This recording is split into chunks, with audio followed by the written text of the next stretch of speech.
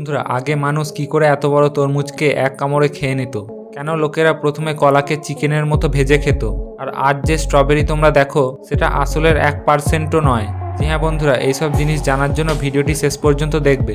Number 5, তরমুজ। তরমুজকে আগে একটা আমের মতো খাওয়া হতো। তরমুজ এখনকার থেকে আগে অনেক সাইজে ছোট ছিল। এর ডায়ামিটার শুধু 2 ইঞ্চি ছিল। আর এখনকার তরমুজের মতো এত মিষ্টিও ছিল না, বরঞ্চ এর স্বাদ অনেকটা তেঁতো ছিল। সময়ের সাথে সাথে চাষিরা তরমুজের বিভিন্ন রকম চাষ করতে থাকে। এর ভিতরের পাটটা এখনো আগের মতোই আছে, এই ছবিগুলোতে দেখতেই পাচ্ছ। আর টেস্টেও কোনো ফল এতটা বদলায়নি যতটা তরমুজের টেস্ট বদলেছে।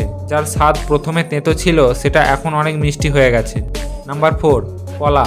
প্রথমে কলাকে দেখলে তোমরা বিশ্বাসই করবে না যে এগুলো ওই কলাই। আর তোমরা এটা বিশ্বাসই করবে না যে কলাকে আগে তেলে ভেজে খাওয়া হতো। আগে কলা 1 থেকে 2 দিনের মধ্যে খারাপ হয়ে যেত, আর এত বছর পর আমরা কলাকে এরকম খেয়ে থাকি। Number 3, strawberry.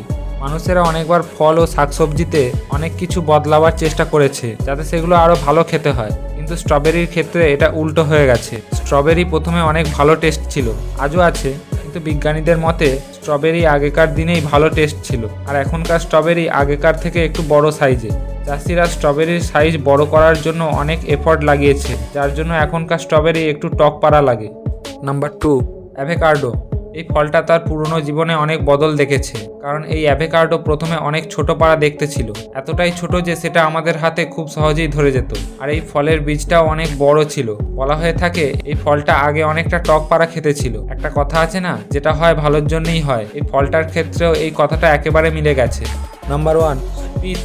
এই ফলটা সব থেকে প্রথমে চীনে পাওয়া গিয়েছিল, আর তখন এই ফলের সাইজ অনেকটা ছোট ছিল। তোমরা এই ফলের পুরনো ছবি দেখলে এটা একদম চেরি ফলের মতো লাগবে।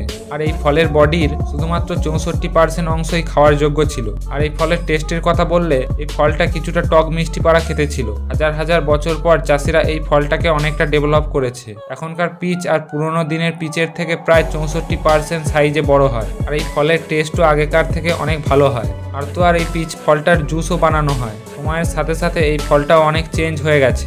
তো বন্ধুরা, এটাই ছিল আজকের ভিডিও ভালো লাগলে লাইক করবে, আর চ্যানেলে নতুন এসে থাকলে সাবস্ক্রাইব অবশ্যই করে দেবে।